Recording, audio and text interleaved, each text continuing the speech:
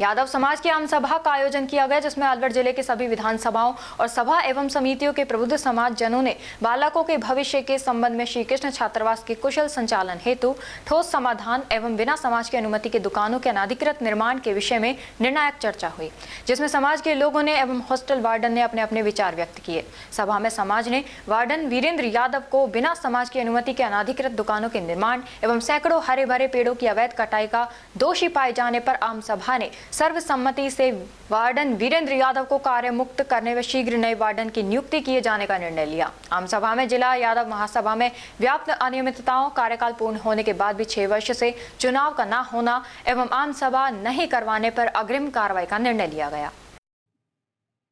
मैं नरेंद्र यादव, अध्यक्ष यादव सभा शहर अलवर। 11 तारीख को आपकी मीटिंग हुई थी, क्या निर्णय हुआ?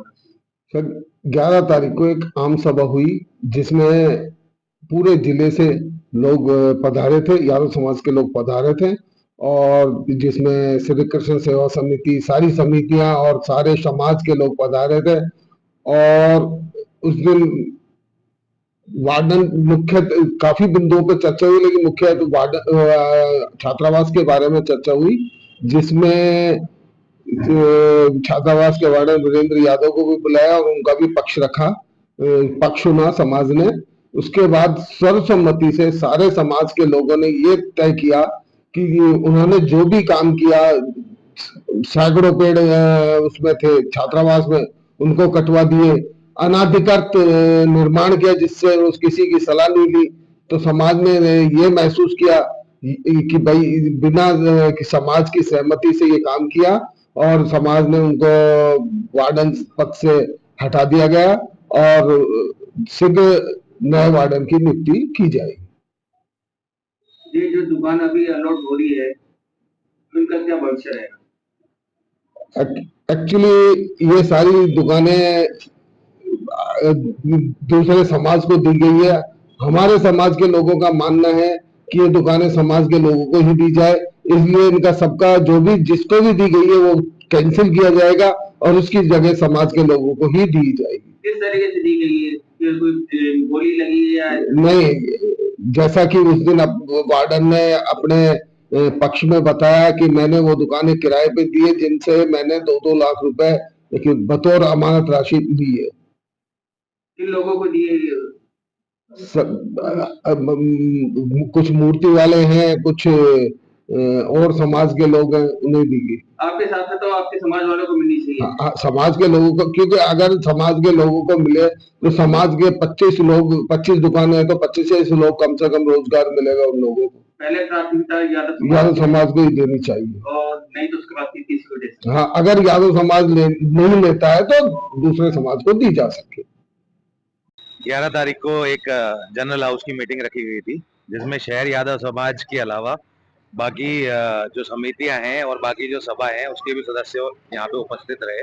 तो एक सर्व समाज की एक मीटिंग थी जिसके अंदर कुछ महत्वपूर्ण मुद्दों के ऊपर बातचीत करी गई, जिसमें प्रथम मुद्दा था छात्रावास, बालक छात्रावास, जिसके ऊपर अवैध और अनाधिकृत रूप से दुकानों का निर्माण कराया गया और उनका अलॉटमेंट किया गया।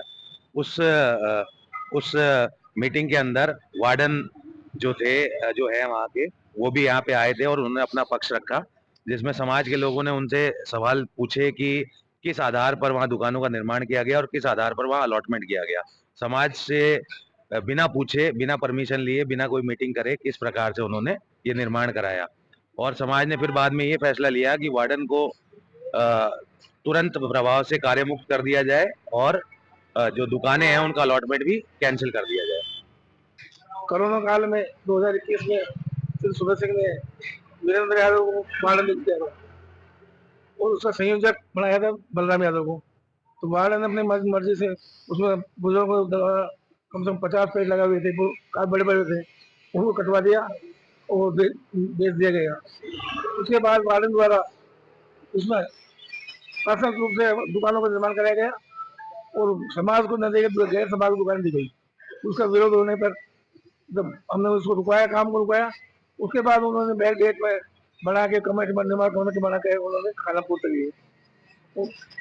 उसका पेड़ काटने दुकान का निर्माण करने से सारा समाज में रोष था, उसी बात को लेकर गायत्री मीटिंग रखी गई और उसमें यह सब समाज ने आम समाज ने निर्णय लिया कि वार्डन के अनुमति को देखते हुए वार्डन को तुरंत प्रभाव में हटाया जाए।